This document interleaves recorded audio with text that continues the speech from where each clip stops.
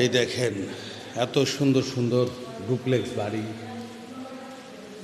কত সুন্দর ঝাড়বাতি, কত সুন্দর ফার্নিচার, কত সুন্দর সিঁড়ি। এই সব কিছুই একসময় আমরা থুয়ে রেখে পৃথিবীতে চলে যাব।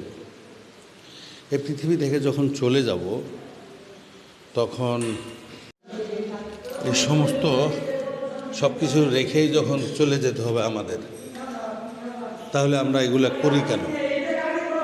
কিন্তু আল্লাহ রব্বুল আলামিন এটাও বলছে যে তোমার যদি পৃথিবীতে সম্পদ থাকে তুমি সেই সম্পদ ব্যবহার করো, আর যদি সম্পদ ব্যবহার না করো, মানুষকে দান না করো, নিজে ব্যবহার না করো, এগুলো এক সময় তোমার সাপ হয়ে দাঁড়াবে। এগুলোর হিসাব দিতে হবে। সম্পদ থাকলে আপনাকে ব্যবহার করতে হবে, এটাই নিয়ম।